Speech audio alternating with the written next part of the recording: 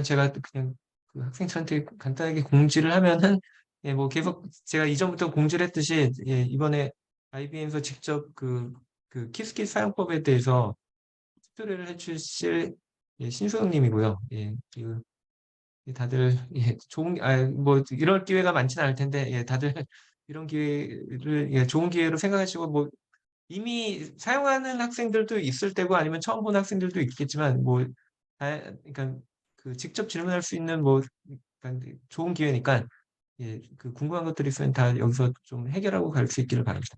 예 그러면 좀 예 오늘 수고해 주시기 바랍니다. 네, 감사합니다. 우선은 이렇게 모교죠, 저한테. 모교에 와서 이렇게 특강을 하게 돼서 저로서는 굉장히 영광스럽고 기쁘게 생각하고 있고요. 그 발표 자료가 조금 늦게 올라갔는데 제가 끝까지 코드를 추가하다가 더 많이 알려드리고 싶어서 추가하다 조금 공지가 늦었습니다. 양해 부탁드릴게요. 저는 IBM에서 지금 두 가지 중요한 롤을 맡고 있고요. 한 가지는 한국에 있는 IBM 퀀텀의 백엔드 사용자와 키스킷 사용자 그룹의 리드와 매니지를 맡고 있고요. 또 하나는 IBM 퀀텀에서 커뮤니티 프로그램이라고 해서 교육자와 연구자를 지원하는 프로그램의 에이펙 리드를 같이 겸하여 맡고 있습니다. 그리고 저는 지금 미국에 살고 있고요. 산호세에 있는 알마덴 연구소 소속으로 되어 있습니다. 그래서 오늘은 우선 제 소개를 간단하게 하고요. 많은 학생분들이 키스켓 커뮤니티 활동이나 한국 커뮤니티 활동, 그리고 특히 어드보케라는 프로그램에 관심이 많으시다고 전해 들었어요. 그래서 간단하게 소개를 좀 하고요. 그리고 키스킷의 구조나 이제 저희가 가진 교육적인 매터리얼, 그리고 저희가 가진 챌린지나 이제 그런 행사들에 대한 소개를 좀 하고 나서 코딩 튜토리얼을 진행할 생각입니다. 그래서 이 슬라이드를 사용하는 건 한 20분, 30분 정도 될 수 있을 것 같고요. 튜토리얼 파트를 약 40분 정도로 생각하고 있습니다. 우선 네, 저는 전기공학부 부학번이고요. 그리고 석사부터 물리학으로 전공을 바꿔서 석사를 서울대 물리학과에서 졸업을 했고, 그리고 육아나 이제 기타 사정 등으로 박사를 늦게 시작해서 아직까지 박사를 하고 있습니다. 그래서 이제 수료를 마쳤고 이제 졸업을 앞두고 있습니다. 그리고 그전에는 이제 석사를 마치고 삼성종합기술원에서도 잠시 일을 했었고요. 그리고 항공우주연구원에서 나로호 처음에 개발하던 시스템 로켓 엔지니어로도 일을 했었고요. 그리고 양자 컴퓨터를 시작한 다음에는 이제 일본에서 캠브리지 퀀텀 컴퓨팅, 현재 퀀티넘이 된 회사에서도 양자 화학 연구원으로 일을 했었고요. 그리고 대학원에 진학해서 이제 있을 때는 좀 특이하게도 국제학회야만 그 사무국장을 한번 한 적이 있습니다. 그리고 주 연구 분야는 그 콜드 애토믹 시스템이나 이제 복잡계의 비선형 다이나믹스나 크리티컬 페노미나를 원래 주로 하고 있었고요. 그리고 원래 관심 있었고 지금도 계속 관심 있어 하는 분야는 하이브리드 컴퓨테이션인데 이제 분자 동력학에서 QMMM이라고 해서 일부 영역은 퀀텀 메커니컬한 시뮬레이션을 하고 나머지 분야는 좀 매크로스코픽하게 클래시컬하게 계산한 결과를 합치는 분야가 있는데 그거를 원래 좀 했었고요. 그게 이제 양자 컴퓨터 시작해서 이제 연구적인 토픽을 찾다 보니 같은 이슈가 이쪽에서도 굉장히 중요한 이슈가 되고 있어서 굉장히 흥미있게 어프로치하고 있습니다. 그래서 우선은 저희 커뮤니티랑 어드보케 프로그램을 설명해 드려야 될 것 같아요. 우선은 한국 커뮤니티 소개를 먼저 해드릴게요. 저희 키스킷 한국 커뮤니티는 2020년 8월에 생겼고 이제 3년 차를 앞두고 있네요. 처음에는 12명의 멤버로 시작을 했고요. 어제까지의 통계로 318명이 키스키슬렉의 코리안 채널에 있고요. 그리고 전체 키스킷의 지역 커뮤니티 중에서 인도 바로 다음으로 두 번째로 큰 커뮤니티를 형성하고 있습니다. 그리고 역사는 짧지만 키스킷 어드보켓이 지금 벌써 20명을 보유하고 있죠. 그리고 한국에서는 많은 학생분들이 저를 키스킷 해커톤이나 양자정보 경진대회를 통해서 만난 적이 있으실 것 같아요. 그래서 올해 6월에 하는 양자정보 경진대회까지 포함하면 총 5번의 교육적인 키스킷 해커톤 내지는 한국의 정부에서 운영하는 경진대회에 참가하고 있습니다. 작년에 저희가 주로 한 활동은요. 그 여성과학인 협회에서 하는 여성 학생들의 그 경력, 커리어 멘토링을 했었고요. 그리고 양자 컴퓨터 같은 경우는 진입 장벽이 많이 높은 편이에요. 사람들이 양자 컴퓨터라는 얘기를 딱 들을 때 우선 양자 역학을 떠올리기 때문에 물리학을 전공하지 않으면 접근하기 어렵다는 인식이 많아서 우선은 키스킷의 튜토리얼이나 텍스트북 같은 컨텐츠들을 한글화 작업을 하는 것으로 많은 사람들이 조금 더 거부감 없이 공부할 수 있는 기회를 가질 수 있도록 우선 작년에는 그래서 니파에서 운영하는 오픈소스 아카데미에 번역 활동으로 참가를 했었어요. 그리고 한국 학생들과 젊은 연구자분들께서 많은 키스킷 커뮤니티 활동 내지는 본인의 연구 활동으로 만들어내는 좋은 결과들을 소개해주는 기회를 만들고 싶어서 나노코리아라는 국제 컨퍼런스에 키스킷 세션을 만들어서 소개하는 강연 시리즈를 하기도 했고 그 커뮤니티 멤버들을 초대해서 연구 결과를 발표하도록 하는 일을 하기도 했습니다. 그리고 꾸준히 많은 분들이 영어로 된 매터리얼을 읽기 어려워하셔서 키스킷 텍스트북이나 튜토리얼을 계속 한글화하는 작업을 자원봉사자들과 함께 운영하고 있고요.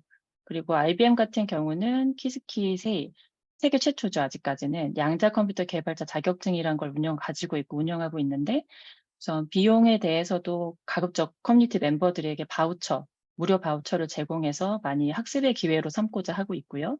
그리고 강의에 대한 그러니까 자격증 시험을 준비하는 과정에 대해서도 모두에게 무상으로 그리고 좋은 퀄리티의 콘텐츠를 무상으로 제공하고 싶어서 저희 인턴으로 입사한 친구들과 함께 무상으로 오픈 플랫폼에 강의 시리즈를 올리기도 했습니다.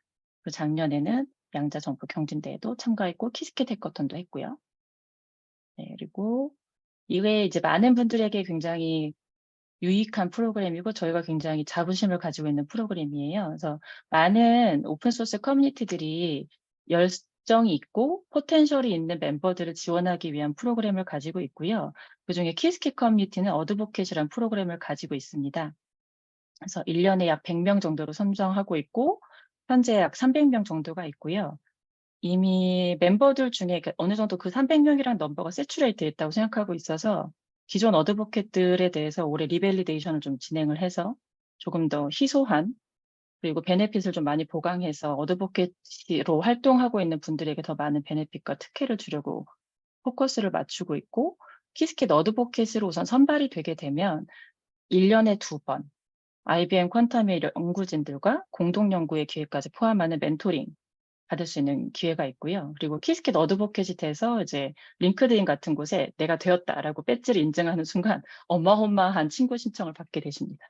그리고 키스킷 어드보켓 커뮤니티 안에 이미 양자 컴퓨터 스타트업이나 대학에서 일하고 계신 분들이 많이 계시고 있기 때문에 좋은 네트워크가 형성될 수 있는 기회가 있고요. 그리고 저희가 하게 되는 행사들의 멘토로 초청을 받게 되고 특히 그 키스킷 여름학교 같은 경우는 그 지원자는 워낙 많은데 저희가 받을 수 있는 사람의 숫자가 한정돼 있어서 정말 고속으로 클릭해야 참가할 수 있는데 키스킷 어드보케가 되면 더 이상 그렇게 하지 않아도 자동으로 멘토로 초대가 됩니다.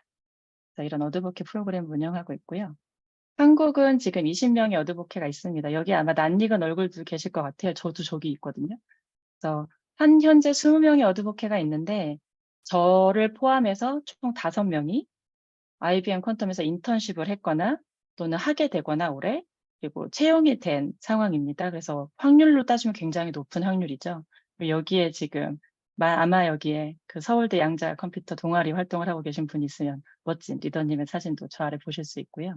저희가 지금 작년부터 제가 입사한 이후로 1년에 한국에서 약 2명씩 꾸준히 저희 IBM 퀀텀 인턴으로 한국 학생들을 뽑고 있는 중입니다. 그래서 아마 내년에도 2명까지는 뭐 최선을 다해서 해볼 생각이고요. 최소 한두 명은 계속 매년 뽑을 생각이고 키스킷 어드보케가 되면 아무래도 기회를 가는데 유리하고요. IBM 퀀텀은 매년 썸머 인턴십을 운영하고 있는데 경쟁률이 3,000대 1이 넘어요. 그래서 IBM 퀀텀에서 이제 키스킷 어드보케시면서 인턴십까지 마친 친구들은 졸업을 하건 해서 대학원 진학을 할 때도 굉장히 큰 베네핏이 있고 예를 들면은 양자 컴퓨터 스타트업이나 기업들이 입사할 때도 많은 베네핏을 받고 있는 것으로 알고 있습니다. 그래서 그러면 이 어드보케가 어떻게 될 수 있느냐? 그러면 우선 가장 첫 번째로는 키스킷 개발자 자격증을 필수로 취득하셔야 됩니다. 그래서 이게 보통은 $200 정도의 비용이 드는데요. 키스킷 어드보케 선발이 발표되는 5월에 무상으로 바우처가 지원자들에게 제공이 될 예정이에요. 그래서 그때를 좀 기다리셨다가 한번 이렇게 지원해 보시면 될 것 같고 심사할 때 기준이 있는데 이제 IBM 퀀텀의 이벤트, 예를 들면은 퀀텀 챌린지라든가 QGSS라고 해서 퀀텀 글로벌 서머 스쿨, 여름 학교라든가 저희가 참가하는 해커톤이나 경진대회, 즉 올해 여름에 하는 양자전공 경진대회도 저희가 공식으로 참가하기 때문에 거기에 참가해서 작년이나 올해나 재작년에 좋은 성적을 거둔 분들은 거의 이제 어드보케가 되는데 유리하다고 생각하시면 됩니다. 그리고 저희가 겨울에 하는 오픈 사이언스 프라이즈, 이번에 서울대 학생분들도 많이 지원하셨는데요. 거기에서도 참가하고 좋은 결과가 있으실 때 어드밴티지가 있고요. 그리고 한국 같은 경우는 지금 커뮤니티 액티비티가 여러 가지로 활발하게 진행되고 있고, 모두의 연구소라는 곳에서 저희가 스터디 그룹도 운영하고 있고, 그리고 1년에 4번 지금 미드업, 인펄스 미드업을 기획하고 있어서 이런 행사에 연사로 참가한다던가 액티브하게 참가하시는 것도 점수 취득에 유리합니다. 그리고 키스킷이나 키스킷 커뮤니티 레포지토리에 뭐 컨트리뷰션, 컨텐츠를 컨트리뷰션 한다던가 아니면 버그를 잡는다던가 하는 기여를 하시면 또 점수가 있고요. 그리고 키스킷을 사용해서 양자 컴퓨터를 여러 사람에게 알려주는 블로그를 쓴다든가 유튜브 컨텐츠를 만든다든가 하는 것에서 가산점을 얻을 수 있습니다. 또한 번역 활동을 하면 저희가 배지 4가지를 발급하고 있는데요. 배지, 그 번역 양에 따라서 배지가 나오는데 그 배지에 따라서 점수가 또 다양하게 제공되고 있고, 한국 커뮤니티는 제가 어드보케를 정말 많이 받고 싶어서 그 멘토링 기회가 너무 좋아요. 그리고 이미 많은 한국인 어드보케들이 그 멘토링 기회로 공동 연구 기회도 많이 얻었고 대학원 진학할 때 많은 베네핏도 받았기 때문에, 그래서 키스킷 커뮤니티 레포지토리 안에 코리안 커뮤니티 레포지토리를 제가 만들었습니다. 그래서 즉 거기에 컨텐츠를 컨트리뷰션 하시면 그것도 어드보케가 될 때 가산점을 쉽게 받을 수 있는 기회고요. 팔이 안으로 굽기 때문에 저는 키스킷 커뮤니티 안에 있는 코리아 레포지토리 안에 누가 이렇게 컨트리뷰션 하시면 다 받을 생각이니까 한번 들려보시고 편하게 기여해 주시면 될 것 같습니다. 그러면은 지금까지 계속 키스킷 커뮤니티란 얘기를 했는데 과연 그럼 키스킷이 무엇이냐 설명해 볼게요. 키스킷의 어원을 생각보다 많은 분들이 잘 모르셨고 사실 저도 얼마 전에 알았거든요. 키스킷은 퀀텀 인포메이션 소프트웨어 킷의 약자입니다. 키스킷은 파이썬 기반의 오픈소스 아파치 2.0 라이센스를 따르고 있는 그 양자 컴퓨터를 하드웨어 레벨부터 굉장히 고레벨의 어플리케이션 개발까지 사용할 수 있는 라이브러리고요. 그리고 생태계 조성에 많은 역할을 하고 있다고 자부하고 있습니다. 기본적으로 아파치 2.0이라는 라이센스를 선택한 것으로 키스킷을 기반으로 누군가 그 위에 어플리케이션을 만들고 개발을 할 때 라이센스를 전혀 요구하고 있지 않은 라이센스고요. 네, 그래서 키스킷의 구조는 이렇게 생겨 있습니다. 그래서 키스킷 에어라는 전체적인 계산에 활용할 수 있는 내지 연구에 활용할 수 있는 시뮬레이터 패키지가 잔뜩 있고요. 그리고 IBM이나 이온큐나 AQT나 퀀티넘을 비롯해서 여러 가지 하드웨어 프로바이더들과 연결할 수 있는 API를 가지고 있고, 그리고 그 위에 이제 양자 컴퓨터에 회로를 실행하거나 그리고 양자 백엔드에 시그널을 보내거나 하는 많은 과정들을 담당하는 키스킷 테라라는 모듈이 있고, 그 위에 이제 연구 목적이나 뭔가 개발 목적으로 사용되는 키스킷 메탈, 그리고 키스킷 다이나믹스, 키스킷 메탈은 초전도 칩을 설계할 수 있는 오픈소스 라이브러리고요.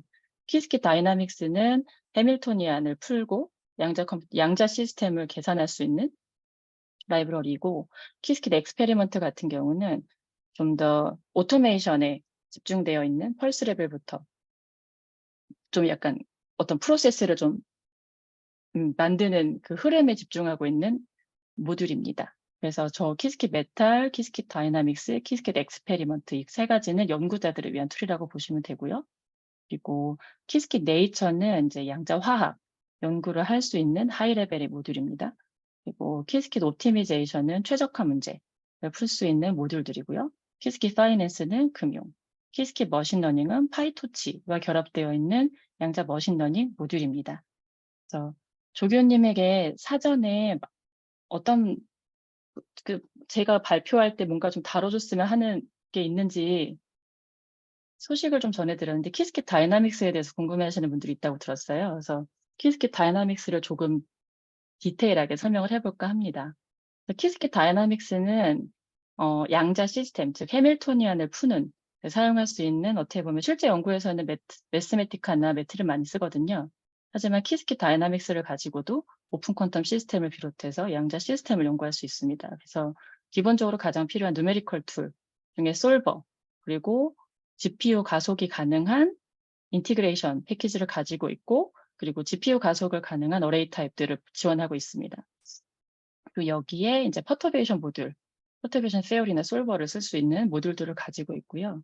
그 위에 이제 일반적인 해밀토니안을 푸는 모듈들이 모델 빌딩하는 툴들이 있고, 거기에 이제 로테이팅 프레임 계산을 할 수 있는 트랜스포메이션 툴도 가지고 있고요. 그리고 이 모듈들을 실제 양자 백엔드나 펄스 시뮬레이터 등과 연결해서 보통 키스킷 다이나믹스는 초전도 큐빗의 품질을 모사하고 모델링하고 시뮬레이션 하는 식으로 연구 논문이 많이 발급되고 나오고 있는 것으로 알고 있고요. 그 외에도 네, 퀀텀 시스템 자체를 연구하는 데도 사용할 수 있는 툴입니다.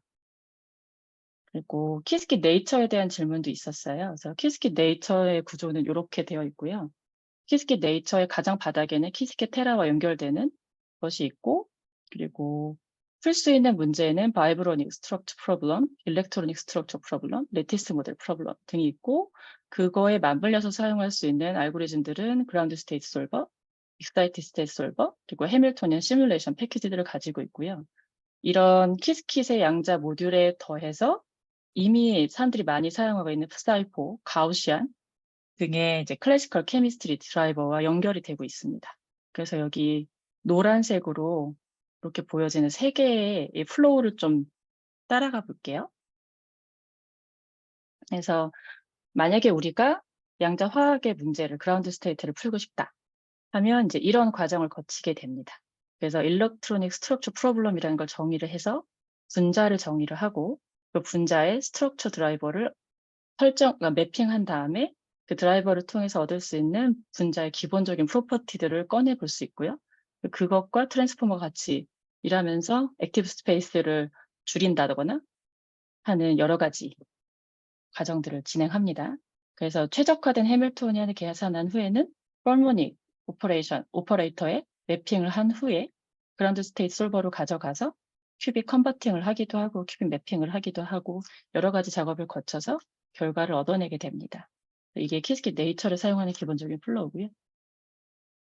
그래서 방금 전에 질문이 들어왔던 IBM의 디벨롭먼트 로드맵을 설명해 드리자 한다면 올해부터를 주목하시면 될 것 같습니다. 그래서 IBM은 로드맵을 굉장히 그러니까 굉장히 성실하게 잘 따라가고 있는 느낌이에요. 그래서 작년에 다이나믹 서킷이라고 해서 회로 중간에 큐빗을 리셋한다거나 그리고 그거의 컨디셔널한 오퍼레이션을 가능하게 하는 모듈을 발표했고요.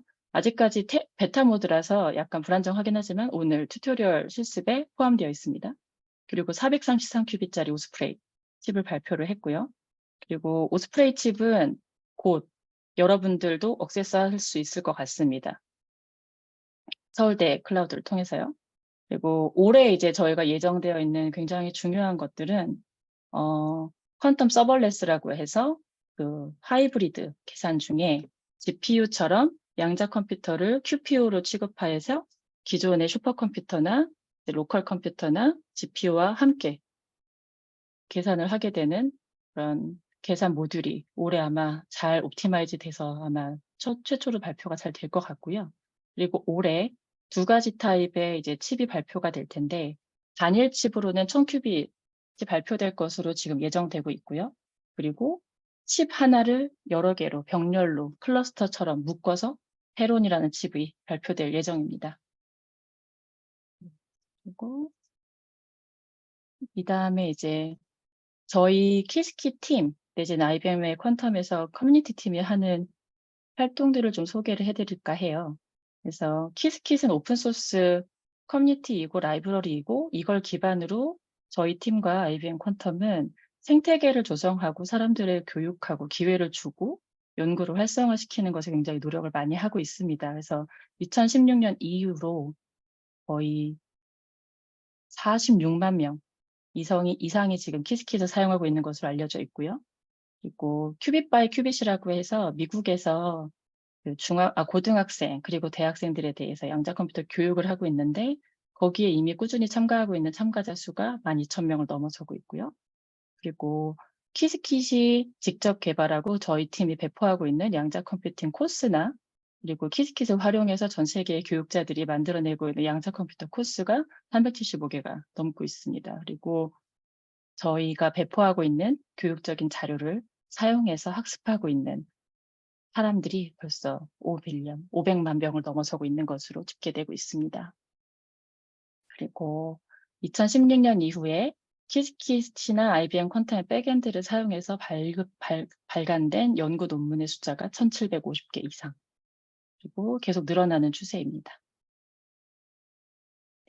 그리고 저희가 가장 신경을 많이 쓰고 있고 더 많은 경험을 하기 위해서 노력하고 있는 건 이제 텍스트북이고요. 퀴즈킷 튜토리얼이라고 해서 약간 API의 가이드 같은 게 있는 반면에 퀴즈킷 텍스트북은 조금 더 전문적인 교육용 자료입니다. 그래서 퀴즈킷 텍스트북을 실제로 대학 강의 교재로 사용하고 있는 대학들이 미국에도 많이 있고요. 여기에서 직접 코딩도 할 수 있고 테스트도 할 수 있어서 올해는 한국의 이제 몇 군데 대학에서 이걸 사용해서 실제로 강의를 진행하는 시도를 해보고 있습니다. 네, 그래서 퀴즈킷 텍스트북에 보시면 여기 스크래치패드라고 해서 바로바로 코드를 넣어서 돌려볼 수 있는 곳이 있어요. 그래서 설정하기 귀찮을 필요 없이, 그리고 또는 IBM 퀀텀 클라우드 액세스 하실 필요 없이 텍스트북에 그냥 로그인 없이 이것저것 테스트 해볼 수 있게 되어 있습니다. 그리고 피터 쇼어나 제일 감바타 같은 유명한 분들에게 이제 큐레이팅을 부탁해서 이분들이 이제 양자 컴퓨터를 활용하는 실라부스를 퀴즈킷 텍스트북을 통해서 만든 것들을 배포하고 있습니다. 그래서 강의 자료를 끝나고 PDF 형식으로 드리면 링크를 클릭해 보시면 여러분들도 피터 쇼어가 MIT에서 본인 강의에 이런 실라부스를 쓰는구나 하는 그런 내용들을 똑같이 확인해보고 한번 학습해 볼 수 있을 것 같습니다. 그리고 모든 사람들이 양자 컴퓨터를 막 딥하게 파는 건 아니고요. 사실 굉장히 가벼운 흥미로 내지는 양자 컴퓨터가 신기해서 접근하는 많은 분들도 있고요. 그래서 저희는 이제 이런 재미있는 게임들, 마인테스트라고 해서 마인크래프트의 오픈 소스 버전이 있는데요. 거기에서 쓸 수 있는 퀴즈킷 블럭을 저희 팀 분이 이제 만들어서 배포하고 있고, 그리고 이게 원래는 싱글 플레이만 됐었는데 한국 커뮤니티가 멀티플레이가 가능하게 개선했습니다. 작년에. 그래서 그 이후로 퀴즈킷 블럭이 여러 군데 양자 컴퓨터 행사에 잘 멀티플레이로 아이스 브레이킹용으로 잘 사용되고 있다고 전해 들었습니다. 그리고 저희 유튜브가 있고요. 유튜브에 세미나 시리즈를 비롯해서 그 존 아트루스 교수님, 저희 에듀케이션 쪽의 디렉터신데 이분이 직접 하시는 수학에 약간 좀 강점이 찍혀 있는 Understanding Quantum Information and Computation이라는 강의가 꾸준히 업로드 되고 있습니다. 그리고 이제 중요한 저희 IBM 퀀텀 챌린지 소개가 있는데요. 보통 일주일, 그리고 한 2년 전에 한 2주일까지 했었고요. 근데 보통 일주일 정도로 이제 온라인으로 하는 퀀텀 챌린지고요. 항상 1000명 이상, 많을 때는 한 2, 3000명까지 참가해서 문제를 풀고 있습니다. 그래서 시작은 2019년이었고요. 그래서 지금까지 10번 정도의 챌린지가 시작되었고, 이제 작년 가을 에이펙 팀이 항상 가을 챌린지를 주도하고 있는데요. 작년 가을 챌린지 공식 그 발표 블로그를 보시면 2명의 한국인 어드보케 이름을 보실 수가 있어요. 그래서 요때 작년에 이제 2명의 한국인 학생이 저희 팀에서 인턴을 일하면서 챌린지 문제를 같이 만들고 개발하는 데 참가했었습니다. 그리고 이제 여러분이 관심을 많이 가지실 올해 봄의 퀀텀 챌린지는 5월 17일부터 24일까지 미국 뉴욕 시간 기준으로 시작될 거고요. 레지스트레이션은 아마 5월 2일에 열릴 것 같습니다. 그래서 올해 메인 테마는 다이나믹 서킷을 써서 에러 미티게이션과 퀀텀 텔레포테이션을 해보는 것이 될 것 같습니다. 그리고 다이나믹 서킷 설명을 잠깐 드리자면 큐빗의 값을 회로의 중간에 리셋하거나 다시 사용할 수 있게 해주는 기능이 있고요. 그리고 마찬가지 리셋과 같이 겸해서 회로 중간에 측정을 하고 그 결과를 다시 이용할 수 있게 하는 2가지가 다이나믹 서킷의 주요 기능입니다. 그리고 올해는 5가지 랩이 준비가 될 거고요. 마지막 랩이 이제 평가가 될 거고 거기에서 이제 점수가 매겨져서 아마 참가하시면서 이제 5번째 문제를 한번 풀고 나면 본인의 등수가 이렇게 딱 플랫폼에 뜰 거예요. 그게 이제 여러분의 다른 참가자들과 경쟁하게 되는 그 마지막 한 2, 3일 정도를 불사르게 되는 포인트가 될 것 같습니다. 그래서 올해의 특징은 127큐비의 백엔드가 이 행사만을 위해서 배정이 될 예정이고, 그래서 모든 참가자들이 그 백엔드를 사용할 수 있게 될 거고요. 한 2년 전과 마찬가지로 한국어 버전이 제공될 거고요. 그리고 한 5월 21일 정도에 저희 어도보캐들과 그리고 TA 한 분께서 여러분들과 이제 커뮤니티 멤버들의 챌린지를 돕기 위해서 가이드 렉처를 준비할 겁니다. 그래서 아마 공지를 조금 기다려 주시면 5월 2일쯤 제가 TA님들을 통해서 공식 공지를 전달할 수 있을 것 같습니다. 그리고 키스킷 커뮤니티라는 건 사실 슬랙에서 서로 대화를 나누는 게 시작입니다. 그래서 이 링크를 통해서 저희 슬랙에 오실 수 있고요. 네, 이제 여기까지 슬라이드를 사용하고 주피터 노트북으로 넘어갈까 합니다. 여기까지 혹시 궁금하신 게 있으실까요?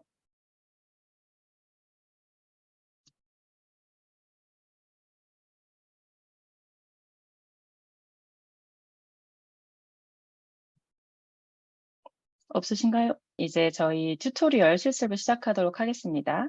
그래서 오늘 강의 자료 내지 최종 업데이트 버전은 저희 아까 말씀드린 키스킷 커뮤니티 레포 안에 있는 코리안 커뮤니티에 지금 업로드가 되어 있습니다. 여기 아마 제가 조금 더 코드를 업로드할 가능성이 조금 있어서요. 한번 여기 와치 눌러서 업데이트 되는 게 있으면 확인해 보시면 될 것 같고요. 네. 그리고 오늘 튜토리얼에서는 기본적인 양자 회로 구성 및 아이디얼 시뮬레이터를 사용하는 방법, 그리고 만드는 양자 회로를 퀀텀 시스템에 실행하는 과정을 한번 거쳐볼 거고, 이때 여러분의 토큰이 필요합니다. 그리고 트랜스파일러라고 불리는 이제 양자 회로를 최적화해서 양자 백엔드에 계산하기 위한 좀 여러 가지 옵션을 좀 실습을 해보려고 하고요.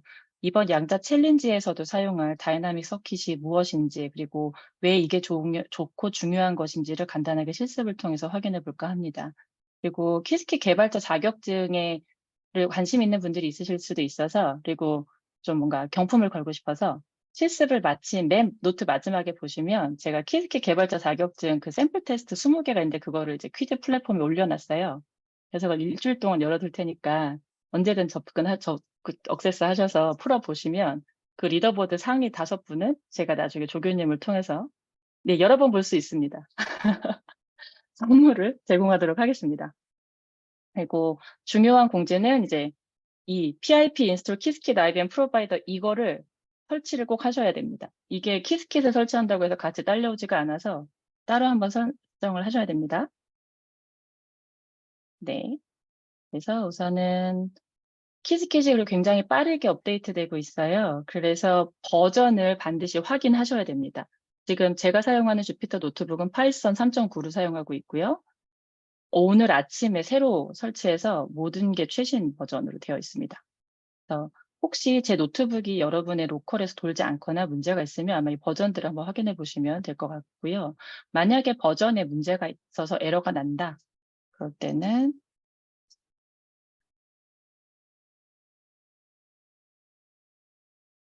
음,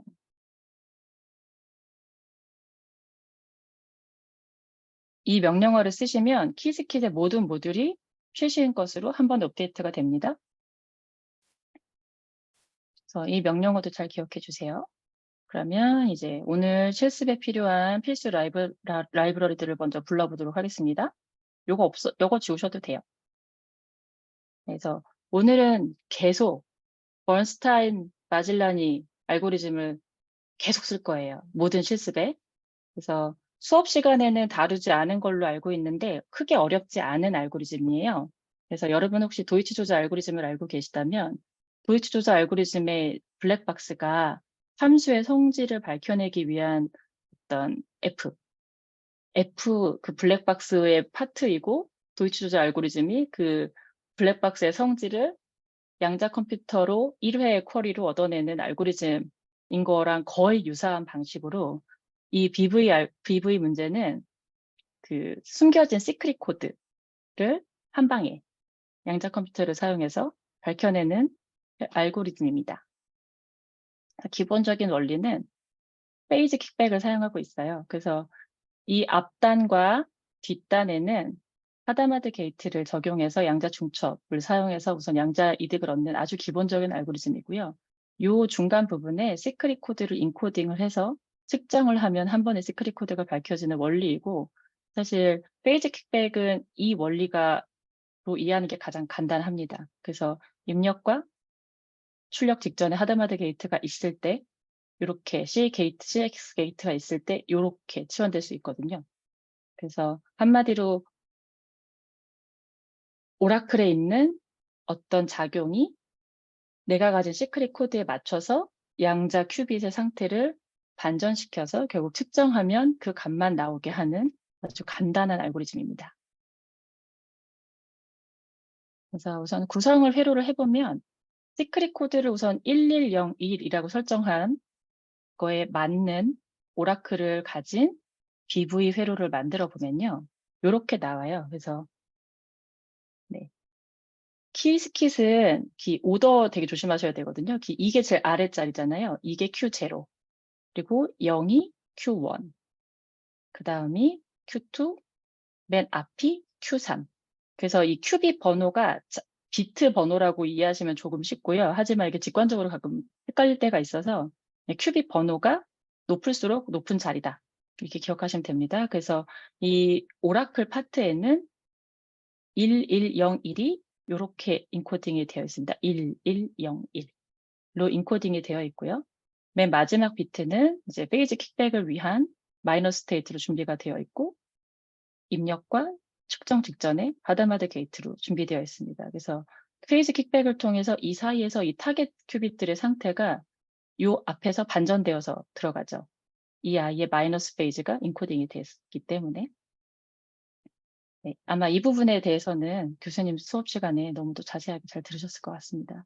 그래서 우선은 이렇게 1101이라는 시크릿 코드를 인코딩하고 가지고 있는 BV 회로는 이런 모양이 되고요. 이제 이 회로를 에어 시뮬레이터라고 하는 아주 이상적인 시뮬레이터를 사용해서 실행시켜 보도록 하겠습니다. 키스킷에는 에어 모듈이 있고요. 에어 안에 여러 가지 시뮬레이터들을 가지고 있습니다. 그래서 이 자주 사용할 이 에어 시뮬레이터가 있고, 퍼즐 시뮬레이터가 있고, 스테이트 벡터 시뮬레이터라고 해서 특정 회로의 스테이트 벡터를 계산해서 얻는 시뮬레이터가 따로 있고, 그리고 특정 회로의 유니터리를 계산해서 얻을 수 있는 시뮬레이터가 있는데, 사실 이 세 가지는 점점 사용하지 않는 추세이고요. 에어 시뮬레이터의 기능이 모두 들어가게 되거나 또는 퀀텀 인포메이션 라이브러리에서 스테이트 벡터나 유니터리를 바로 얻는 기능들이 추가가 돼서 이 세 가지는 점점 안 쓴다고 생각하시면 되고, 에어 시뮬레이터를 많이 사용하게 될 거다라고 생각하시면 좋을 것 같습니다. 그리고 이 에어 시뮬레이터는 동전 던지기랑 똑같다고 생각하시면 돼요. 아주 이상적인 시뮬레이터이지만 마치 동전을 던지듯이 카운트대로 계산을 하기 때문에 뭐 샷수가 당연히 적으면 아주 이상적인 결과가 나오지 않겠죠. 아무리 이상적으로 동전을 던져도 50대 50이 처음부터 나오진 않잖아요. 그 정도의 약간 그 랜덤니스를 가지고 있는 시뮬레이터라고 생각하시면 됩니다. 그래서 여기서 작성한 이 BV라고 이름 지어둔 이 회로를 에어 시뮬레이터에서 실행을 하려면 우선 양자 백엔드에 에어 시뮬레이터를 어사인 해야 합니다. 그 다음 이 backend.run이라는 명령어를 통해서 이 회로를 실행할 수 있고요. 이 회로를 실행하면서 결과 중에 get count 1024번의 동전을 던지듯이 양자 회로를 실행해가지고 얻은 결과를 이 count.bv라는 리스트에 저장합니다. 그래서 이게 어떻게 생겼는지 한번 확인을 해볼까요? 이렇게 어레이로 나오고 있죠. 얘는 이상적인 결과이기 때문에 이 결과만 1024번 실행되어서 나옵니다. 그리고 플롯 히스토그램이라는 함수를 써서 이렇게 간단하게 그려볼 수 있고요. 여기까지 잘 하고 계신가요? 네, 잘하고 계시면 채팅방에 1번 남겨주세요. 잘 안 되면 0번. 좋아요. 다 1번이네요. 네. 그리고 1024번을 하면 아무래도 이상적인 결과가 나오지 않기 때문에 나는 더 많이 찍어보고 싶다 하면은 backend.run 안에 샷하고 이렇게 추가하시면 됩니다. 아마 2만까지 될 것 같아요. 네, 그럼 2만이 되죠. 그리고 플롯 히스토그램은 요 위에 카운트된 숫자를 제공하는데요. 만약에 측정되는 스테이트들의 확률가 내지는 퍼센트가 보고 싶다. 그러면 플롯 디스트리뷰션 이라는 함수를 쓰면 됩니다. 네, 그러면은 probability가 나오고요. 여기 자꾸 cost probability라는 게 나오는데 어떤 리얼 백엔드에 계산을 한 다음에 에러 미티게이션을 에러 코렉션을 적용해도 cost probability라고 저희가 얘기할 때가 있어요. 그거는 이제 간혹 알고리즘에 의해서 마이너스 퍼센트가 나오기도 하기 때문에 cost probability라고 얘기하고 있습니다.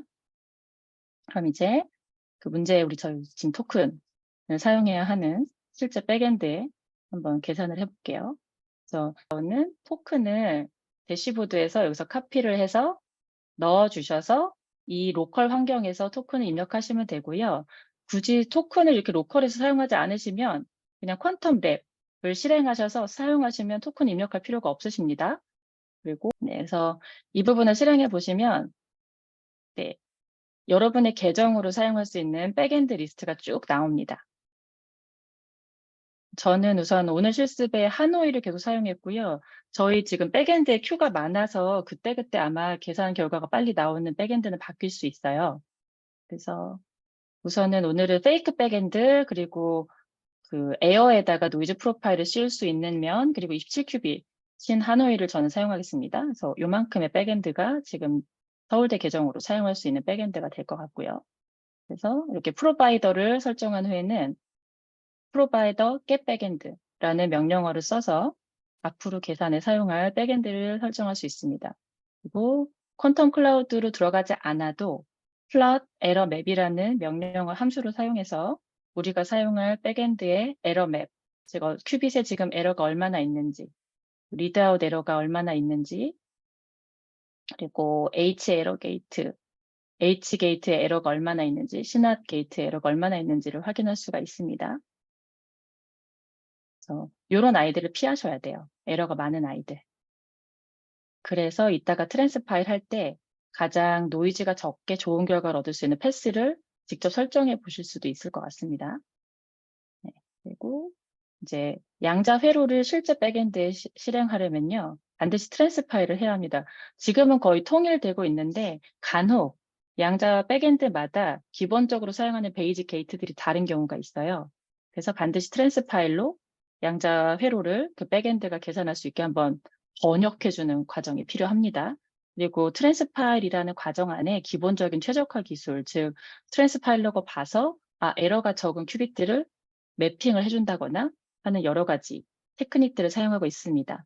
그래서 트랜스파일은 아주 간단하게 이렇게 사용할 수 있어요. 그래서 세요 회로 이름을 설정을 하고 트랜스파일, 오리지널 회로, 그리고 백엔드 이렇게 넣어주면 트랜스파일이 되고요. 요 밑에 이제 옵션들은 그냥 회로를 좀 그리는 방법들을 좀 보여드리고 싶었어요. 그래서 얘네는 이제 트랜스파일 된 회로를 그냥 MPL이라는 방식으로 그리는 방법 이렇게 하면은 그 사용되지 않는, 그러니까 회로에 사용되지 않는 오그지럴리 큐빗들도 다 나오거든요. 그래서 이제 보기 어려우니까 이럴 때는 와이어를 이제 보여주지 않는다. 그래서 이렇게 볼 수 있고, 그리고 트랜스파일하지 않은, 이건 트랜스파일이 된 회로. 그래서 지금 보시면 0번 로직 2, 맨 위에 있는 큐빗은 지금 3회, 4회, 0회, 2회, 아니죠. 0번 큐빗은 지금 2번 피지컬 큐빗에, 그리고 1번 큐빗은 19번 큐빗에 이렇게 재배치가 되어 있는 걸 확인하실 수가 있습니다. 하지만 이제 트랜스파일하지 않은 오리지널 회로는 로지컬한 큐빗의 번호와 회로를 가지고 있다. 이렇게 보시면 돼요. 그래서 백엔드 컨피규레이션을 하나 가져와 봤는데요. 이렇게 하면 이제 백엔드가 가진 특성들이 나오고 이거는 나중에 그냥 맥스샷을 한번 불러보는 예제를 보여드리려고 해봤어요. 그래서 지금 큐가 좀 많을 거라서 저는 미리 계산을 돌려놨어요. 그래서 이미 큐가 많을 때는 이렇게 계산을 한번 돌리고 잡 아이디를 남겨두신 다음에 retrieve 잡이라는 함수를 통해서 여기에 잡 아이디를 넣으시면 바로 이전의 계산 결과를 불러올 수 있습니다. 그래서 이렇게 불러와서 이게 get count, 결과에서 카운트를 가져다가 디스트리뷰션을 한번 찍어 볼게요. 그러면은 우리가 처음에 얘기했던 시크릿 코드가 노이즈가 조금 있긴 하지만 아이디얼하진 않지만 굉장히 높은 확률로 찍히는 걸 알 수가 있죠. 그럼 앞으로 저희는 계속 이 BV 회로를 계속 쓸 거라서 이거를 이제 비트 수에 따라 회로를 반환하게 한번 커스텀 회로로 만들어 볼게요. 그래서 지금은 N3, 3큐빗짜리, 그러니까 3비트, 3큐빗을 사용하는 BV 회로를 반환하게 해놨고 우선 10큐빗짜리도 해볼까요? 네, 이렇게 나오겠죠. 그리고 여기서 시크릿 코드는 모두 1로 우선 간단하게 실습을 위해서 설정해 봤습니다. 그래서 이 BV 회로들은 시크릿 코드가 모두 1이라서 모든 큐빗마다 CX 게이트가 전부 붙어 있죠. 네, 우선 이렇게 큐빗 숫자에 맞게 회로를 반환하는 함수를 하나 자동으로 만들어 두고요. 그럼 이제 이렇게 긴 많은 큐빗을 사용하고 CX 게이트가 이렇게 여러 개가 붙게 되면 실제 백엔드에 계산하면 노이즈의 효과가 굉장하거든요. 그래서 이제 그 부분을 첫 번째는 에어 시뮬레이터의 백엔드의 노이즈 특성을 씌워서 한번 확인을 해볼 거고요. 그리고 실제로는 백엔드의 큐가 너무 길어서 이 방법을 가장 많이 사용합니다. 연구 목적으로요. 그래서 이렇게 정의를 할 수가 있어요. 그래서 시뮬레이터라는 백엔드를 새로 정의를 하고 에어 시뮬레이터의 프롬 백엔드, 백엔드에서 가져옵시다 하고 우리의 백엔드 하노이를 집어넣습니다. 그러면 아까는 에어 시뮬레이터가 완벽하게 동전을 던진 이상적인 시뮬레이터였지만 지금은 이제 하노이가 가진 노이즈 특성을 가지고 있는 노이즈한 시뮬레이터가 되었죠. 이 심이라는 백엔드는요. 그럼 이제 맥스 비트를 10개를 사용하는 BV 회로들의 리스트를 만들어 볼게요. 여러분이 공부하시거나 연구하실 때 양자 회로 하나를 백엔드에 한 번에 보내지 않아도 양자 회로의 리스트 총 200개를 한 번에 양자 백엔드로 보내서 한 번에 받을 수 있어요. 그래서 이렇게 사용하시면 됩니다.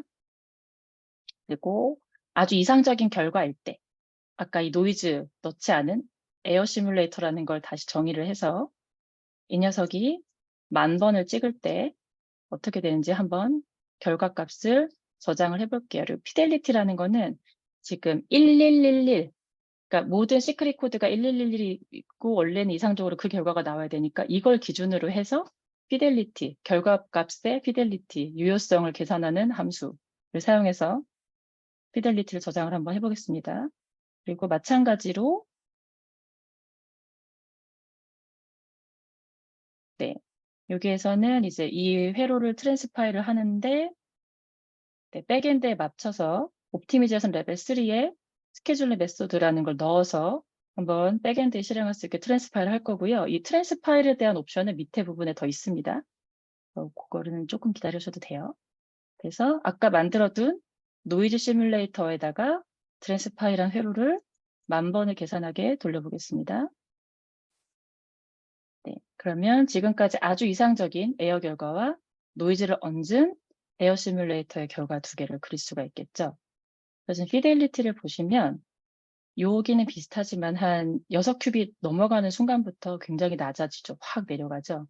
그러면은 아무리 이상적인 시뮬레이터의 노이즈 프로파일을 얹었다 하더라도 이 결과가 실제 백엔드와는 다를 수가 있거든요. 왜냐하면 그런 이상적인 시뮬레이터의 리얼 백엔드의 특성을 씌운다고 하더라도 그게 완벽하게 모사하기는 어렵기 때문에 이 결과들과 그럼 리얼 백엔드의 결과를 또 비교를 해보겠습니다. 저는 미리 돌려놨어요. 그래서 잡 아이디를 가지고 다시 리트라이브를 해보겠습니다. 그래서 방법은 똑같아요. 위 코드를 계속 다시 사용하면 되거든요. 그래서 리얼 카운트라고 새로 변수를 만들어서 이번에는 에어 시뮬레이터와 에어 시뮬레이터의 하노이의 노이즈 모델을 얹은 시뮬레이터의 결과와 그리고 리얼 백엔드의 결과 3개를 비교해 보겠습니다. 보시면 하드웨어 노이즈 프로파일을 얹었던 결과와 실제 하드웨어 결과는 또 굉장히 다르죠.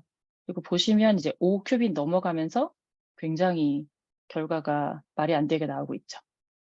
그래서 이게 지금 여러분이 목격하신 이게 바로 이제 디스크, 노이즈 인터미디에이트, 퀀텀, 에라의 현 주소입니다. 그래서 이 하노이 머신 같은 경우는 퀀텀 볼륨이 그렇게 크지가 않아요. 그래서 그렇게 5큐빗 이상의 인탱글먼트가 유지가 되거나 서킷 뎁스가 그 이상이 넘어가게 되면 이렇게 거의 믿을 수 없는, 신뢰할 수 없는 결과를 반환하고 있는 것이죠. 그리고 이제 이렇게 회로의 리얼 백엔드 결과를 좀 이렇게 품질을 끌어올리기 위해서 여러 가지 노력이 있는데요. 우선 사용자가 가장 간단히 시도해 볼 수 있는 건 트랜스파일러라는 걸 사용해서 이 회로를 최적화를 해보는 시도를 할 수가 있어요.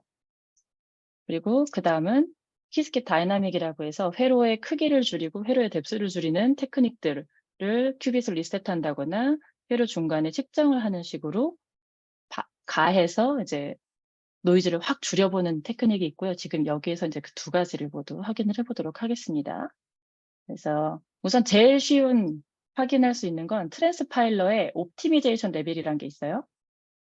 이걸 0으로 하면 트랜스파일러가 아무 일을 하지 않습니다. 그냥 가장 기본적인 그냥 해석만, 번역만 하고 있는 중이죠. 그래서 TQC, 배드라는 이름으로 회로를 하나 만들어 보고요. 그리고 옵티미제이션 레벨을 3, 최고로 높여서 설정을 해서 좀 좋게 트랜스파일을 한번 하는 회로 2개를 만들어 보겠습니다. 그래서 이 배드 같은 경우는 이렇게 중간에 시납 게이트가 어마어마하게 들어가죠. 그리고 굿 같은 경우는 3개의 시납 게이트만 추가가 되죠. 이제 이런 부분들이 이제 옵티미제이션 레벨에 따라서 결과가 갈리는 부분이고요. 이렇게 시납 게이트의 숫자가 회로의 성능에 굉장히 큰 영향을 미쳐요. 그래서 이 부분은 리얼 백엔드에 돌리면 또 이제 큐가 너무 오래 걸리니까 하노이의 노이즈 특성을 가지고 있는 이미 사전에 정의된 에어 시뮬레이터가 있고요. 걔네를 이제 페이크 백엔드라고 저희가 만들어 놨거든요. 그래서 페이크 하노이라는 아이를 불러서 배드 나쁜 트랜스파일된 회로와 잘 트랜스파일된 회로 2개를 돌려서 비교를 해보겠습니다. 보시면 옵티미제이션 레벨 3인 아이가 확실히 결과가 좋죠. 이 중간에 CX 게이트의 차이가 있고요. 그래서 아마 이 2가지를 실제 백엔드에 계산을 하면 위에서 보신 이 결과처럼 아마 이제 요 아이는 정말 좋지 않게 나올 거예요. 막 랜덤하게 나올 것 같아요. 이렇게 단순히 옵티미제이션 레벨을 잘 설정하는 것만으로도 결과가 좋아질 수 있다. 그리고 이제 트랜스파일러를 탐색할 때 이제 가장 첫 번째로 우리가 해볼 수 있는 거는 하드웨어에서 어떤 불편함이 오는가. 근데 양자 하드웨어는 우선 기본적으로 아까 말씀드렸다시피 사용하는 기본 게이트셋이 다를 수가 있어요. 그래서 저희가 쓰는 하노이 같은 경우는 아이디얼 게이트, I 게이트, RG 게이트, SX 게이트, X 게이트, CX 게이트, 그리고 얘는 다이나믹 서킷을 지원하고 있어서 리셋과 if else라는 펑션을 지원하고 있고요. 그리고 딜레이라고 해서 강제로 기다리는 기능과 그리고 매저하는 기능, 요렇게를 기본 게이트셋으로 가지고 있는 백엔드입니다. 그리고 두 번째 이제 하드웨어 제약 조건은 큐빗의 연결성에서 나오고요. 우선은 저희의 하노이는 위에서 확인을 한번 했기 때문에 다른 백엔드를 하노이 연결 맵은 여기 있죠. 그래서 오클랜드라는 백엔드의 연결성을 한번 확인을 해보도록 하겠습니다. 그래서 이럴 때는 플롯 게이트 맵이라는 함수를 써서 이렇게 그려볼 수 있어요. 네, 그래서 비슷하죠, 이렇게. 그리고 백엔드가 가진 이제 에러, 큐빗의 품질, 그리고 관련된 이제 값들은 이렇게 플랫 에러 맵이라는 함수를 써서 확인을 할 수가 있습니다. 이 16번 무조건 피해야 되겠네요, 그죠? 그 회로를 구성하는데 이제 16번, 15번 들어가는 순간 회로가 결과가 굉장히 좋지 않게 나오겠죠. 그래서 무조건 피해야 되는 큐빗 2개가 되겠습니다. 네, 그래서 이제 트랜스파일러에 여러 가지 옵션이 있는데요. 한번 확인을 해볼게요. 트랜스파일이 시작이 되면 6가지의 레이어가 단계대로 실행이 됩니다. 근데 이제 오늘 6가지를 다 소개하기에는 시간이 부족할 것 같고요. 저는 이닛은 그냥 이제 준비 단계, 몸 푸는 단계, 그냥 이게 뭔가 앞으로 처리를 위해서 이제 중간에 사용할 함수들을 마련하고 어레이를 마련하고 하는 단계가 있고, 그 다음에 이제 중요한 레이아웃이 시작됩니다. 그래서 레이아웃은 회로의 큐비트를 실제 큐비트에 이제 매핑하는 과정인데 이것도 굉장히 중요해요. 이제 우선 기본적인 옵션들이 제공이 됩니다. 그래서 트리비얼 레이아웃은 그냥 말 그대로 순서대로 0부터 1까지 순서대로 이렇게 적용한 옵션이고, 댄스 가까이 붙어 있는 아이들끼리, 그리고 V2 레이아웃이나 이제 포스트 레이아웃 이런 아이들은 설정하는 게 아니라 자동으로 사용하는 것 같고, 그 다음에 저희가 선택할 수 있는 게 사브레 하고 노이즈 어답티브 이런 옵션들이 있고요. 이제 아까 저희가 만든 회로들을 이 옵션들에 따라서 좀 선택을 해서 트랜스파일을 해보고 회로를 비교를 해보겠습니다. 이거는 기본. 아무 옵션을 선택하지 않았을 때 이렇게 트랜스파일이 되죠. 그 하다마드 게이트가 이 친구가 가진 하노이가 가진 기본 게이트로 디컴포즈 된 걸 볼 수 있습니다. 여기에 사브레라는 거를 보면 지금 여기 보시면 논리적인 큐빗이 매핑되는 번호가 조금씩 바뀌는 게 보이시죠? 이렇게와 이렇게. 그리고 그 다음 댄스 보시면 이렇게 다 가까이 붙어 있게 됐죠, 이제. 네. 그리고 CX 게이트가 엄청 많이 늘었네요. 그죠? 그리고 이렇게 자동 옵션 말고 이니셜 레이아웃이라는 옵션을 사용해서 이 로지컬 큐빗을 여러분이 원하게 붙여 넣을 수가 있어요. 그래서 저는 강제로 그냥 아무 생각 없이 5, 8, 9, 11, 19 이렇게 선택을 해봤고, 그래서 그 결과로 이렇게 큐빗 제로는 5번에, 큐빗 1번은 8번에, 2번은 9번에, 3번은 11번에, 4번은 19번에 이렇게 매핑이 되어 있습니다. 그 여기 지금 보면은 보조 큐빗 2개가 있는데요. 이 아이들은 이제 11번과 19번이 떨어져 있어서 이 둘을 연결하는 과정에 있습니다. 그래서 이니셜 레이아웃을 정말 잘 잡으면 성능이 훨씬 좋아지기도 하는데, 이렇게 하드웨어의 커넥티비티를 고려하지 않고 강제로 이니셜 레이아웃을 잡으면 CX 게이트가 늘어나서 계산 결과가 나빠지기도 합니다. 그래서 이렇게 만들어 본 요거 회로들을 결과를 비교를 해봅시다. 코드가 없을 거예요, 여러분한테. 한 1분 정도 생각을 해보시고, 네, 그래서 여기 제가 지금 어레이를 하나 만들어서 계속 저장하고 있었거든요. 이 어레이를 가지고 이제 한번 계산을 해보겠습니다.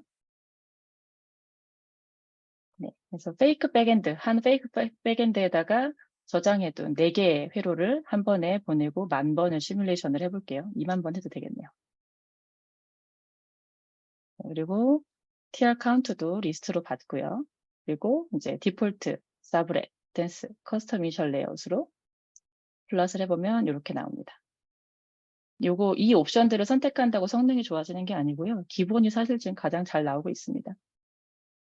네, 이렇게 확인을 할 수 있고요. 그리고 이 다음에 이제 진행되는 이제 레이아웃들을 설명을 해볼게요. 그 다음은 라우팅인데요. 라우팅은 이제 커넥티비티를 고려해서 또는 이제 여러 가지 상황을 고려해서 수업 게이트를 추가하거나 이제 줄이거나 하는 레이어입니다. 사용 방법은 레이아웃 메소드를 여러 가지 옵션을 이렇게 넣어서 레이아웃 메소드 말고 라우팅 메소드를 이렇게 추가해서 옵션으로 넣어서 쓸 수 있고요. 네. 그래서 똑같은 회로를 우선 기본으로 베이직 라우팅 메소드를 해보면 이렇게 수압 게이트들이 추가된 걸 볼 수 있습니다. 그래서 회로 뎁스가 좀 늘어나 보이죠? 그리고 네, 이제 스토캐스틱이라는 라우팅 메소드를 또 선택을 해보면 수압이 이건 똑같네요, 거의. 그리고 그 다음 레이어는 이제 트랜슬레이션이란 레이어고요. 이 아이들은 네이티브 오퍼레이션으로 변환해주는 아이고, 이건 기본 옵션. 그리고 신테시스. 얘네는 지금 기본 게이트에 큰 변화가 없어서 크게 바뀌지 않는 걸 볼 수 있어요. 그 다음 옵티미제이션인데, 옵티미제이션은 아까 옵티미제이션 레벨이 아니고요. 예를 들면 그 회로 자체를 최적화하는 것. 예를 들면 이제 이건 다른 회로를 쓸 건데, 이런 회로를 사용할 때 얘는 논리적으로 이거 2개가 사라질 수 있거든요. 그래서 이렇게 패스 메신저라는 걸 써서 커뮤테이티브 캔슬레이션을 해보면 2개가 사라지는 걸 볼 수 있죠. 그래서 이런 작업들이 로지컬하게 불필요한 게이트를 없애는 게 옵티미제이션 단계에서 진행이 되고요. 그 다음은 스케줄링. 스케줄링은 펄스 레벨에서 예를 들면 휴빗이 한번 세팅이 된 다음에 뒤에 빈 공간이 있으면 디코헤런스가 일어나기 때문에 약간 그걸 조절하는 펄스의 시퀀스를 조절하는 문제예요. 그래서 이거는 최대한 뒤로 붙인다. 중요한 시퀀스를. 그래서 그리고 얘는 as soon as possible 앞에 붙인다. 그래서 여기 보시면 여기에서 차이가 좀 있죠. 요 부분에서 요 게이트에서 이 앞에 이게 있죠. 그래서 한번 큐빗이 세팅된 다음에 다음 연산을 그냥 두면 얘가 디코일러스 에러럴 가능성이 높아서 최대한 연산을 뒤로 붙이는 쪽, 즉 as late as possible 이 옵션이 디폴트고 저희는 계속 이 옵션을 사용할 겁니다. 그리고 여기까지로 트랜스파일러의 사용 예제를 좀 살펴봤고요.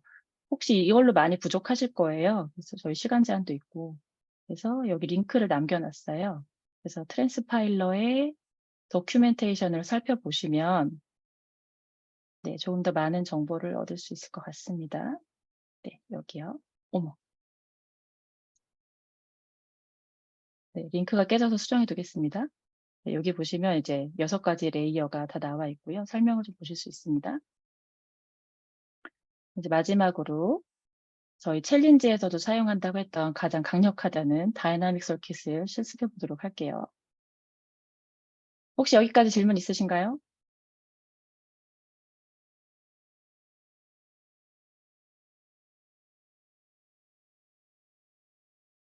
토큰 문제로 실행이 전혀 안 되시는 분들 좀 있으신가요?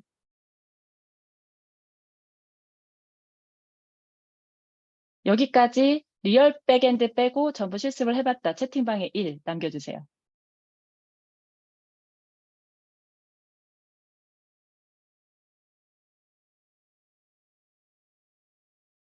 1. 1이 안 올라오는데 1. 감사합니다. 네, 감사합니다.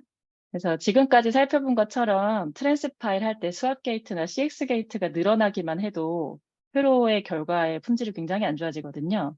그래서 지금 같은 노이즈가 가득한 양자 백엔드를 사용할 때 사용자 입장에서 실제 양자 백엔드에서 좋은 결과를 얻으려면 회로의 크기는 작게 그리고 회로의 깊이는 짧게 만드는 게 가장 중요합니다. 그래서 다이나믹 서킷이 이제 그걸 해결하기 위해서 나타난 I이고요. 그래서 다이나믹 서킷의 2가지 가장 중요한 특징을 찾아볼게요. 그래서 다이나믹 서킷은 가장 우선 시작은 리셋 명령어예요. 그래서 이렇게 회로를 만든 다음에 그냥 리셋 하고 큐빅 번호 넣으면 이렇게 0으로 강제로 리셋을 합니다. 그리고 if문 중간에 이제 큐빗의 값을 읽어서 그거에 맞게 어떤 동작을 하는 거.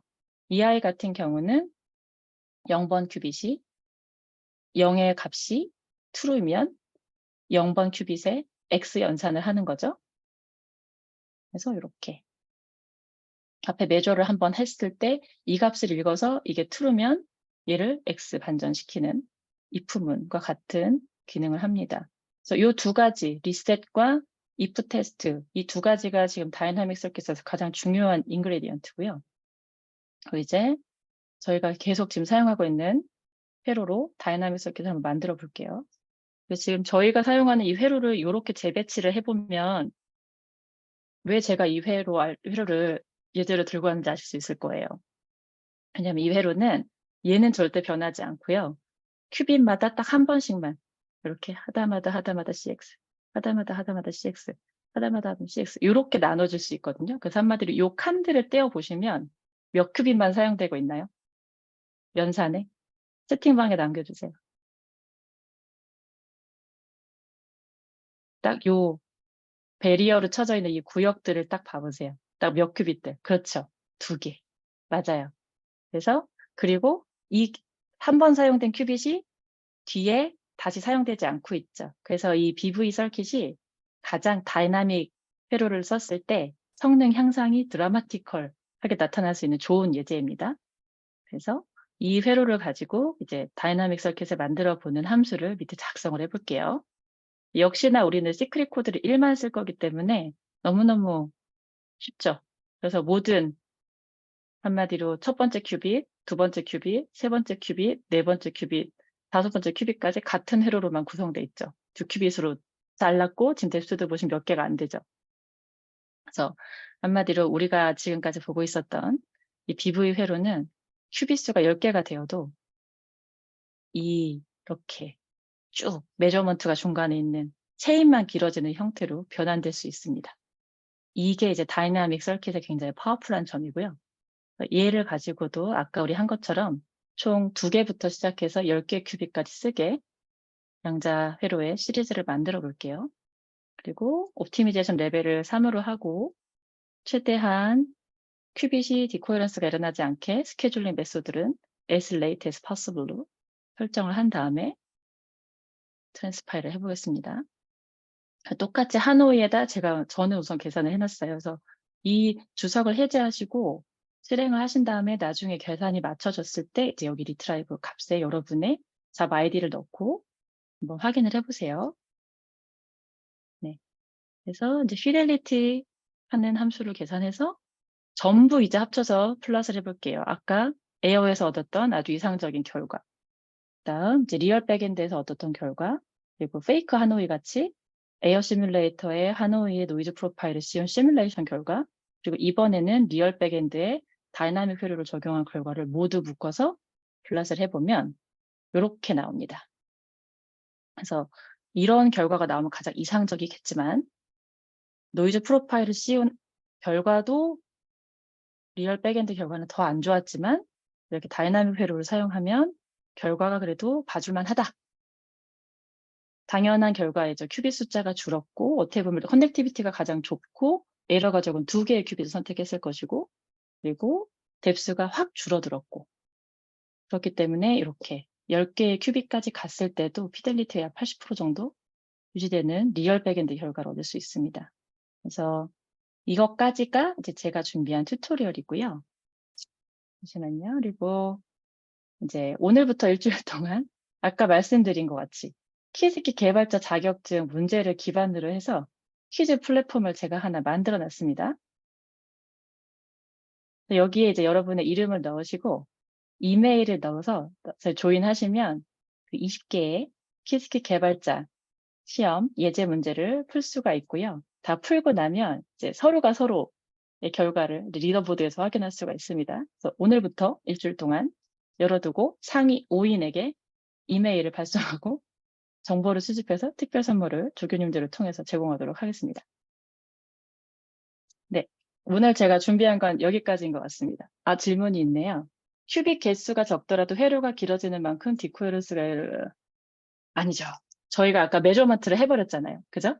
양자 회로는 중간에 메저먼트를 하면 큐빅 상태가 고정이 되고 그 이후에 다시 0으로 리셋해서 사용하기 때문에 회로의 길이가 길어진 게 아닙니다.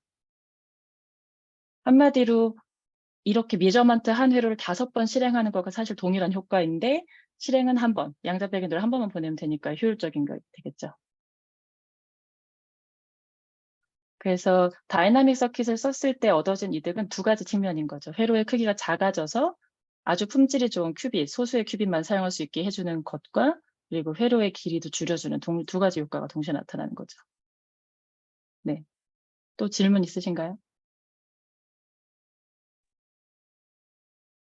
지금 아까 이 예제 같은 경우에는 네네. 약간 손으로 저렇게 다이나믹 서킷으로 그냥 약간 매핑한 거잖아요. 근데 네네네. 저거를 뭐 자동화하거나 그렇게 돼 있나요? 아니면 그런 거는 없이 그냥 여전히 사람이 해야 되는 건가요?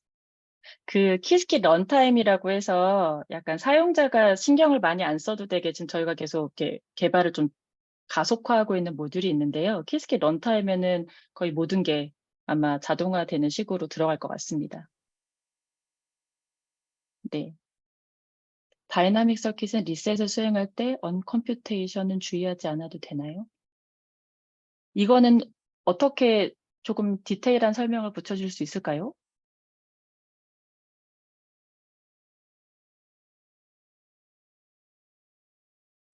네. 그러니까 그 수업 시간에서 수업 네네. 시간에 이제 뭔가 큐빗을 하나를 이제 바꾼 다음에 이게 엔탱글 돼 있으면은 이게 실수로 음. 이게 메저먼트가 되면서 원하지 않는 그쵸, 결과가 나올 그쵸. 수도 있다고 했는데 음. 이게 뭐 연산을 하다가 뭔가 얘가 엔탱글먼트가 생겨서 된 상태에서 얘가 다시 그냥 리셋을 해버리면 이거에서 약간 예상치 못한 문제가 발생하지는 않을까 약간 그런 상상이 돼가지고 혹시 그런 거는 네 어떻게 당연, 네. 자르면 안 되는데 자르면 당연히 문제가 생길 수밖에 없죠. 네네네 네. 그래서 아까 교수님 말씀하신 그 포인트와 똑같은 질문을 지금 하신 것 같고요. 그래서 자동으로 다이나믹 서킷을 적용해서 최적으로 회로를 줄여주는 게 나오면 아주 되게 좋겠는데요. 사실 트랜스파일러를 최적화하는 것 자체도 머신러닝을 적용해서 한다는 어프로치부터 시작해서 아주 메이초한 기술은 아닙니다. 그러니까 지금 말씀하신 교수님 말씀하신 부분이나 이제 똑같은 부분으로 연구를 해보셔도 좋을 것 같습니다. 네 알겠습니다 감사합니다 네. 그래서 기본적으로는 회로의 유니터리를 최종적으로 계산해서 자를 수 있는 부분이 어디인지를 판단하는 연구도 진행되고 있는 것 같고요. 우선 화학적인 문제에서는 다이나믹 서킷으로 자를 수 있는 부분의 네, 그라운드 스테이트와 익사이티드 스테이트 계산할 때 좀 행렬을 좀 자를 수 있죠.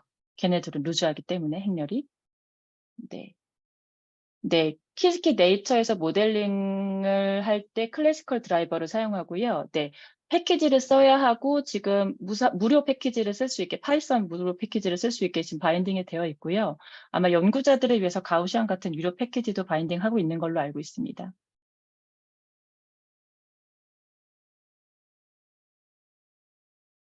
예, 예, 지금 시간이 다 된 것 같아가지고, 예, 일단, 네.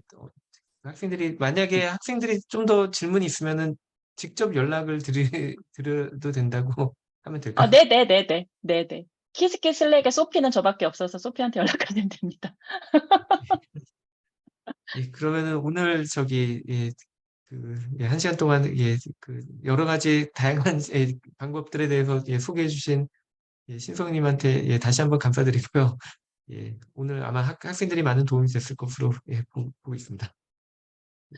네, 좀 많이 알려드리고 싶어서 이것저것 좀 준비를 해봤는데 네, 그리고 키스킷 다이나믹스 예제를 사실 준비해보고 싶었거든요. 해밀토니안을 풀고 하는 쪽을 보여드리고 싶었는데 제 컴퓨터가 GPU가 없어서 계산이 안 돼서 에러가 나가서 준비를 못했습니다. 혹시 그 부분은 제가 좀 더 공부를 해서 서울대 양자 동아리거나 이제 교수님께서 혹시 또 다른 기회를 주시면 한번 발표를 또 해보도록 하겠습니다. 예, 알겠습니다. 예, 예, 그러면 오늘 예, 수고 많으셨습니다. 예, 네, 감사합니다. 예. 네, 감사합니다.